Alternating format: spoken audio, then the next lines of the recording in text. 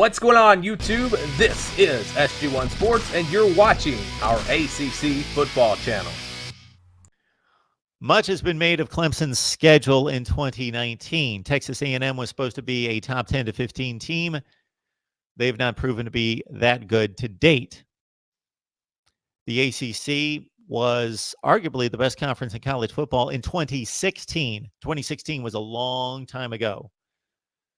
It was only 3 years ago, but it was a long time ago in the power structure of these leagues. The ACC is deplorable as it stands right now.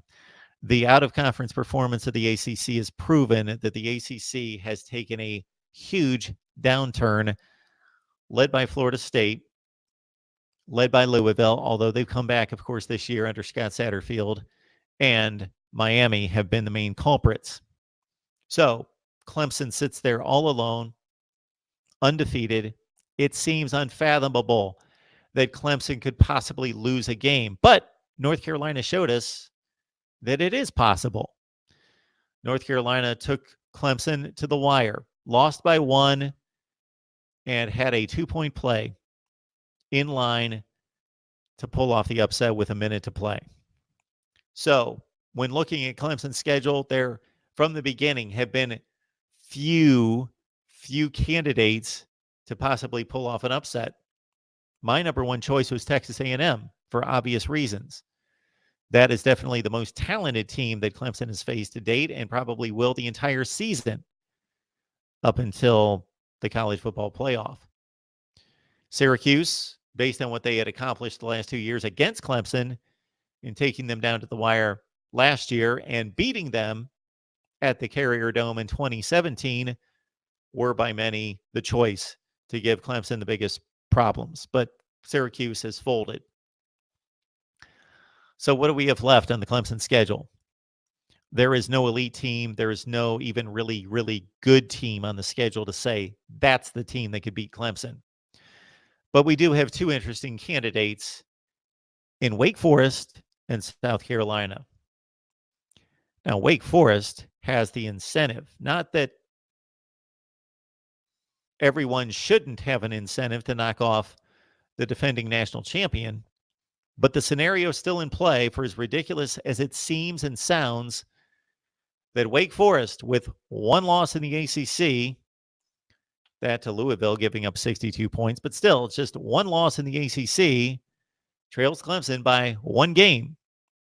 They go head-to-head, and if Wake Forest could miraculously win that game, like Pitt did in 2016, or like Syracuse did in 2017, if Wake Forest could find a way to beat Clemson and win its other ACC games, Wake Forest will represent the Atlantic Division in the ACC championship game.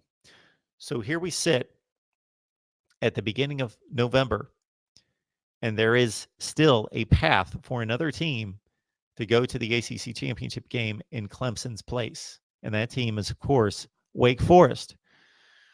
And Wake Forest probably is the second best offense in the ACC. And we should all root hard if we want to see a showdown with Wake Forest Clemson. And even if it's only a showdown in name only and turns out to be a blowout for Clemson, we should be rooting big this week for Wake Forest to go to Virginia Tech and take care of business and not get upset by the Hokies, which would not be a surprise to me if Wake Forest lost at Virginia Tech. The Hokies come in.